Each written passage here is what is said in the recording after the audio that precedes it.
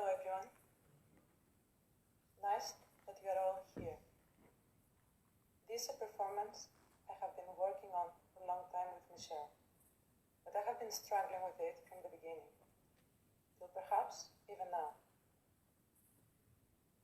This is most likely the reason I chose to stand here alone instead of over there with Michel. To be honest, I do feel guilty, because I think that Michel is convinced he is the reason I have been struggling to work on this project. And perhaps I've even wished that there was a reason other than myself that has been stopping me from doing so. But that is not the case. It is all on me, and specifically on one part of myself I have been struggling with for long. My function as an artist. Or shall I perhaps say fiction? Because the more I am confronted with this position, the more I realize it is a fictional part of me. The same way the constantly happy, well-behaved part of me is fictional too. But that is way more obvious.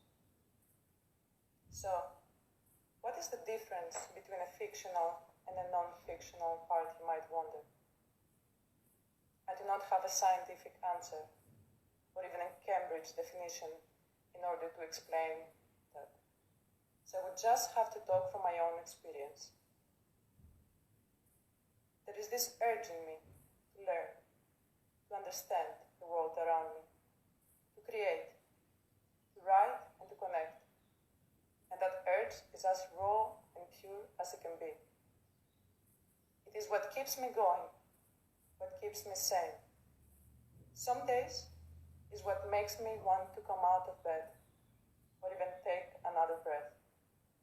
I know, it sounds dramatic, but this is how fundamental the urge is. It's one with life.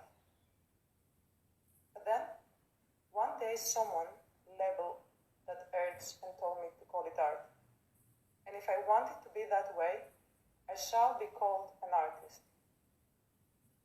Now, that sounded exciting at first. It still some days does, but it has also become a burden.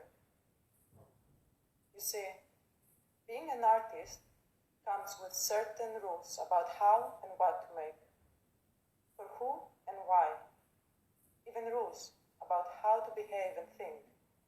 And in order to comply to these rules, I had to create a new part of me, a fictional part that fits the social understanding of what an artist is. So now, I have turned this raw urge into a factory that produces by command. So this product contains 20% entertainment, 20% opinion, of which honesty is 3%, 30% marketing, 10% participation, and 30% socializing, and was made in my studio. I know, this is more than 100%, but hey, I am an artist, so as you probably already assume, I am bad at doing math. Why am I telling you all this? Because I want to explain to you that this is not what I had prepared for tonight. After long talks with Michel about the fictional self, constant internal fight of wanting to participate or not, and a couple of sleepless nights, I eventually managed a few days ago to produce something. 5.5 pages of art, with just the right amount of entertainment, cynicism, and an ending with a twist. It would have been just the right thing to share with you tonight, and you would have liked it. Now, I know what are you thinking. It is easy for me to claim that I made something so good since I'm not planning to share it. Tonight's topic is fiction, so I could have as well made all this up. It is understandable not to trust me, the artist, about the qualities of my work. So here's a quote from an art critic.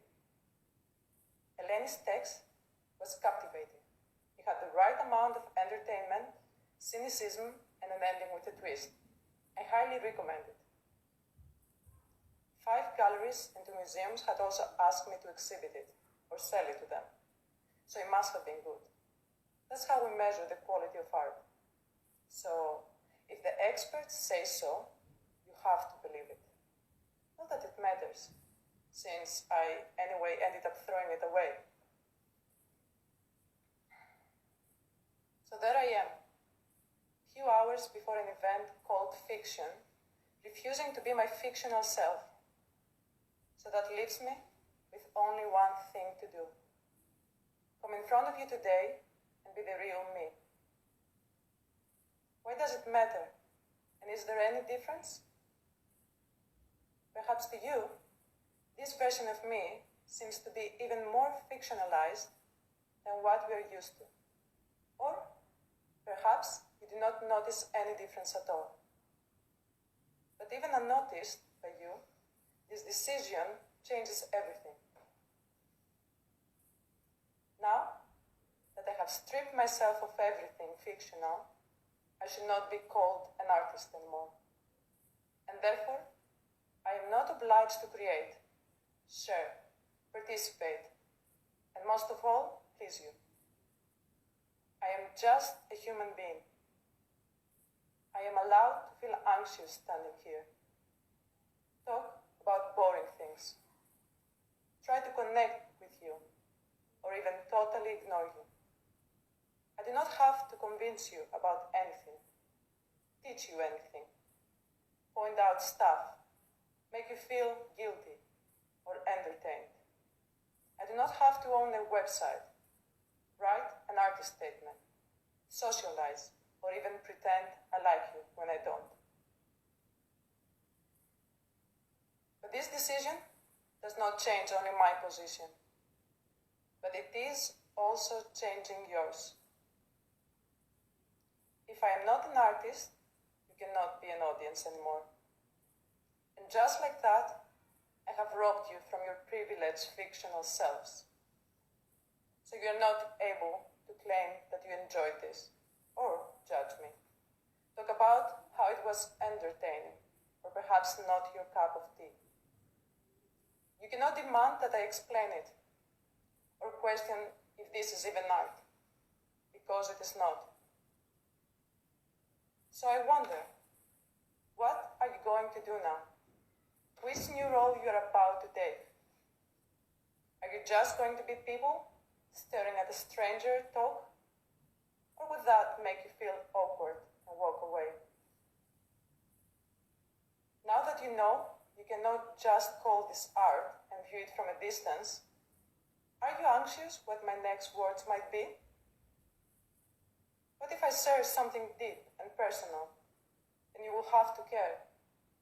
Or ask you a question and expect you to reply?